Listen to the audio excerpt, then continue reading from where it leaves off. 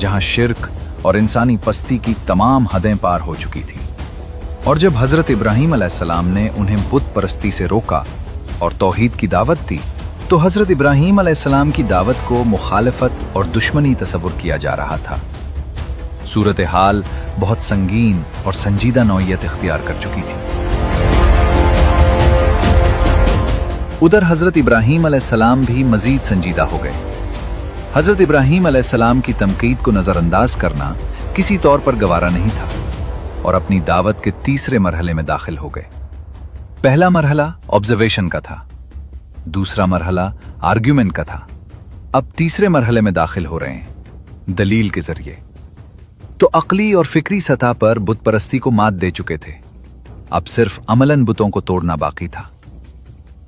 इसलिए हजरत इब्राहीम अलैहिस्सलाम किसी अच्छे और मुनासिब वक्त का इंतजार कर रहे थे।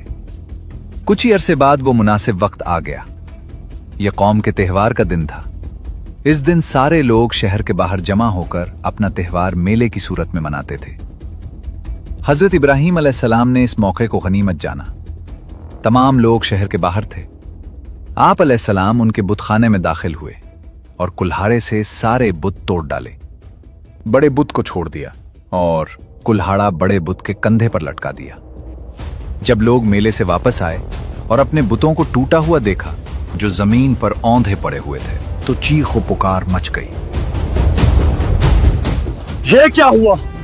इनका ये हाल किसने किया? हमारे बुतों को किसने तोड़ा है? उस वक्त सबका जहन एक ही शख्स की तरफ गया, इब्राहीम। वही शख्स हमारे बुतों के खिलाफ बोलता है और हमारे बुतों की मुखालफत भी करता है। हो ना हो, ये उसी का काम है। चुनांचे हजरत इब्राहीम अलैहिस्सलाम से पूछा कि हमारे बुतों का ये हाल किसने किया है? हजरत इब्राहीम अलैहिस्सलाम ने कहा, मुझसे क्या पूछते हो, इन्हीं से पूछो। आपने बड़े बुत की तरफ इशारा किया जिसके कंधे पर कुल्हाड़ा लटक रहा था। गोया कि हजरत इब्राहीम अलैहिस्सलाम ये कह रहे थे कि ये उसी बड़े वाले का काम है। लोगों ने कहा, यह कैसे जवाब दे सकता है? ये तो न सुन सकता है, न देख सकता है, न बोल सकता है। ये थी हजरत इब्राहीम अलैहिस्सलाम की हिकमत बालिगा। वो इसी लम्हे का इंतजार कर रहे थे कि जो बात हजरत इब्राहीम अलैहिस्सलाम समझाना चाहते थे, आज वही बात उन बुतों के मानने वाले अपनी जबान से कह रहे थे कि हमारे बुत तो किसी काम के नहीं, ये गूंगे बहरे हैं। इस मौके पर हजरत इब्राहीम अलैहिस्सलाम ने मजीद कारी ज़र्ब लगाई और फरमाया, जो खुद अपनी हिफाजत नहीं कर सकते वो भला तुम्हारी हिफाजत क्या करेंगे? तुफ है तुम पर जो तुम उनसे उम्मीदें वाबस्ता करते हो। हजरत इब्राहीम अलैहिस्सलाम के इन जुमलों के बाद मामला बड़ा संगीन मगर दिलचस्प हो गया, क्योंकि हजरत इब्राहीम अलैहिस्सलाम की दलीलों ने जहनों के कुफ्ल तोड़ दिए थे। लोग आपस में बात कर रहे थे, हमारी गलती है, हमने उनको माबूद समझ लिया, ये तो अपनी भी हिफाजत नहीं कर सकते। ये बातें कौम आपस में कर रही थी कि पंडितों, काहिनों और नजूमियों ने मुदाखलत की और कहने लगे, ये तुम्हारे माबूदों का मजाक उड़ा रहा है और हमारे आबा व अजदाद को गलत साबित कर रहा है और तुम उसकी बातों में उलझ रहे हो। और फिर इस मामले को नमरूद के दरबार तक ले जाया गया। नमरूद को इत्तला दी गई कि इब्राहीम नामी एक शख्स है जो बुत परस्ती की मुखालफत करता है, तौहीद और रब्बुल आलमीन पर ईमान लाने की बात करता है। जब नमरूद को इस बात का इल्म हुआ तो उसने फौरन हजरत इब्राहीम अलैहिस्सलाम को अपने दरबार में तलब किया। यहाँ ये सवाल पैदा होता है कि हजरत इब्राहीम अलैहिस्सलाम ने तो बुत परस्ती का इनकार किया था, नमरूद का नहीं। तो बुत परस्ती की मुखालफत, रियासत और नमरूद की मुखालफत कैसे बन गई? हजरत इब्राहीम अलैहिस्सलाम ने तो बुत तोड़े थे, तो फिर नमरूद की हुकूमत क्यों हिल गई? इसकी वजह दरअसल ये है कि नमरूद की हुकूमत दरअसल मजहब की हिमायत और शिर्क के निज़ाम पर कायम थी।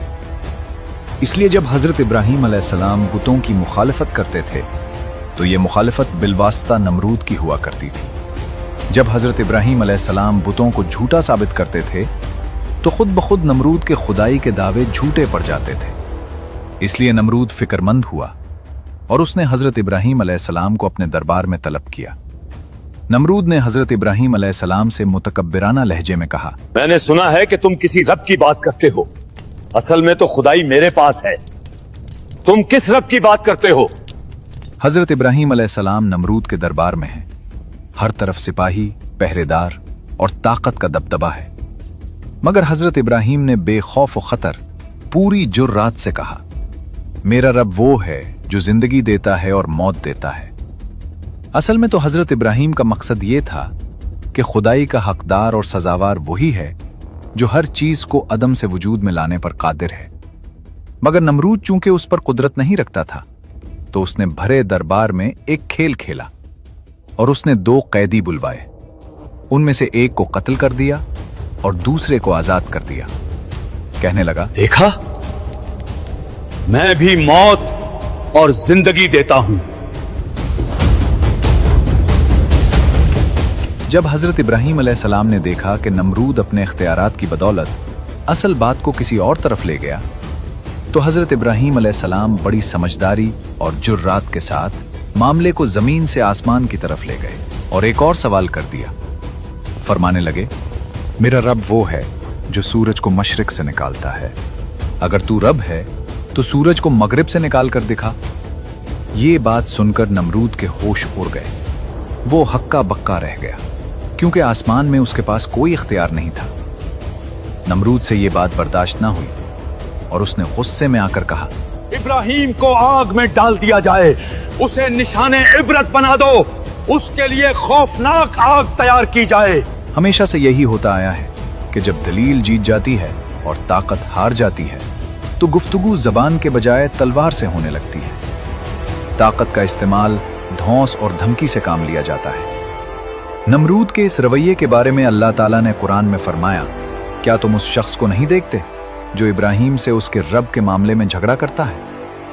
नमरूद के हुक्म पर शहर के लोगों ने लकड़ियां जमा करना शुरू कर दी।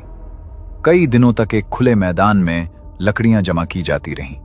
आग इतनी बड़ी और शदीद भड़काई जा रही थी कि कोई उसके करीब भी न जा सके, और ये दरअसल नमरूद के गुस्से और तकब्बुर का इजहार था। जब आग मुकम्मल तौर पर भड़क गई, दूर दूर तक इसकी हरारत और तपिश महसूस की जा रही थी। तो इस मौके पर हजरत इब्राहीम अलैहिस्सलाम को लाया गया।